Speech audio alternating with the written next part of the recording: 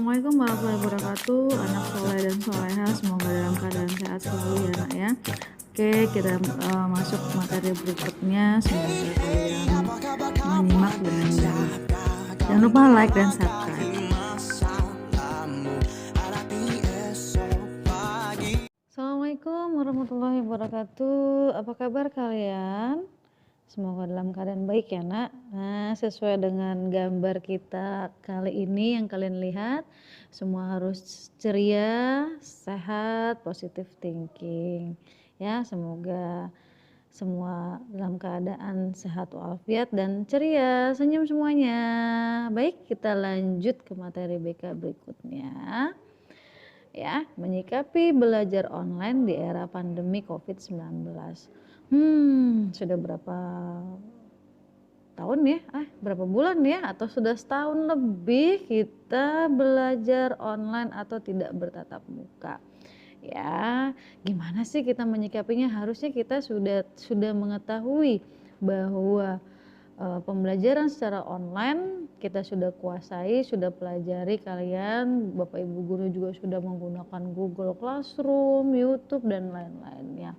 Nah, diharapkan ya kalian sudah bisa memakai media-media pembelajaran yang sudah disediakan. Nah, yuk kita lihat dulu yuk, apa sih tujuan layanannya? Yang pertama, mengidentifikasikan berbagai macam cara belajar secara online. Yang kedua, menjelaskan tentang belajar online di era pandemi COVID-19. Lalu yang ketiga, mengklarifikasi berbagai cara belajar online ya. Oke. Yang keempat, menganalisis keaktifan belajar secara daring. Nah, menyikapi belajar online di era pandemi COVID-19, ya nak ya. Nah, apa aja sih? Oke, kita bahas satu-satu yuk. Salah satu solusinya Kemendikbud ya, Kementerian Pendidikan dan Kebudayaan telah menyediakan portal belajar sendiri, yakni rumah belajar agar proses pembelajaran siswa tetap berlanjut. Kapan dan dari mana? Ya, kapan dan dari manapun bisa kita lakukan. Sejumlah mitra juga telah menyatakan kesanggupan untuk berkontribusi atau sanggup untuk menyelenggarakan sistem belajar secara daring, memberikan fasilitas yang dapat diakses ya secara umum atau secara gratis menggunakan internet, yaitu ada Google Indonesia, Kelas Pintar atau Classroom, Microsoft, Viper, Ruang Guru, Sekolahmu, dan Genius.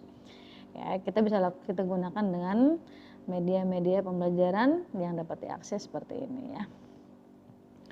Dengan adanya kemudahan fasilitas belajar secara daring yang disediakan oleh Kemendikbud dan mitranya, para guru dan siswa harus bersiap beradaptasi dengan perubahan pembelajaran diatur oleh sekolah dan universitas. Dan tentunya belajar dapat menjadi lebih bebas, fleksibel diakses dari rumah dan dapat dilakukan dengan efektif. Ya, jadi kita menyikapi bahwa pembelajaran dilakukan dengan beberapa website yang kita bisa akses. Tergantung gurunya nanti memberikannya lewat apa, lewat Classroom, lewat YouTube, lewat Google, lewat Ruang Guru, Sekolahmu, Genius, atau Microsoft ya. Ini kamu harusnya sudah memahami bahwa oh iya guru saya memberikan tugas di Classroom. Jadi tidak bertanya-tanya terus menerus, disesuaikan dengan jadwal pelajaran. Misalkan hari ini ada pelajaran IPA, kalian cek di Classroom IPA ada tugas tidak ya, seperti itu. Oke ya. Jadi yang pertama ya nak ya, menetapkan manajemen waktu. Atur waktu belajar yang teratur, kerjakan dengan fokus tugas yang dibebankan guru atau dosen. Hal ini lebih mudah dijalani jika sekolah atau universitas memberikan batasan jadwal akses daring. Jadi kalian kan sudah tahu ya, ada yang absennya dari jam 7 sampai jam 8, terus absen siang jam 11 sampai jam 12 misalkan. Itu kamu harus mengetahui bahwa peraturan sekolah harus ditepati dan tugas itu harus dikumpulkan dengan limit atau waktu yang sudah ditentukan oleh Bapak Ibu guru kalian atau wali kelas kalian. Yang kedua adalah persiapan teknologi yang dibutuhkan. Murid ya mengetahui peralatan apa saja yang dibutuhkan untuk melakukan pembelajaran jarak jauh. Tidak semua tidak semua sekolah belajar daring yang memadai. Nah, ini ya kita perlu yang namanya gawai. Gawai itu adalah smartphone ya, gawai pintar itu smartphone, handphone pintar, namanya juga smartphone ya, handphone pintar, komputer, iPad dan lain-lain ya, yang bisa digunakan untuk jaringan internet. Komputer bisa nggak Bu yang ada monitornya, yang ada PC-nya, ada keyboardnya? Bisa dong ya. Jadi tinggal disambungkan dengan adanya internet gitu. Lalu yang ketiga, belajar dengan serius ya. Kesalahan yang sering dilakukan siswa sebagaimana dilansir oleh seorang psikologi hari ini ya, psikologi today adalah tidak fokus ketika melakukan remote learning. Selama melakukan pelajaran di internet terdapat banyak sekali distraksi yang mengganggu proses pembelajaran ya, misalkan godaan untuk menonton video atau YouTube, mengakses media sosial hingga membaca konten-konten berita secara impulsif seringkali dilakukan tanpa rencana sebelumnya. Jadi misalkan lagi buka pembelajaran dari gurunya di YouTube-nya, tiba-tiba di bawah ada tentang Rizky Bilar lagi nikah, jadi nonton ya, Rizky Bilar sama Lesti ini lagi nikah, taunya rencana tidak ada nonton seperti itu, akhirnya kamu nonton. Nah, harusnya kamu lebih fokus ya, lebih fokus bahwa saya sedang belajar dan lain tidak akan saya nonton lagi. Nah, itu contoh seperti itu ya Nak ya, jadi harus berkonsentrasi. Yang keempat, jaga komunikasi dengan pengajar dan rekan kelas. Bagi yang belum terbiasa melakukan remote learning ya, atau remote learning itu adalah kontrol diri kita menggunakan media elektronik atau pembelajaran ya, menggunakan media elektronik untuk pembelajaran. Jadi kita harus mengontrol diri kita dulu gitu ya. Ia harus menyesuaikan diri untuk terus fleksibel ya, dan berkomunikasi tanggap dengan pengajar atau rekan kelas. Jadi kalau misalkan guru kamu kurang jelas dengan penjelasan guru, kamu boleh WA Bapak Ibu gurunya. Tentu ya, sebutkan Assalamualaikum, nama saya Akila, kelas 8B.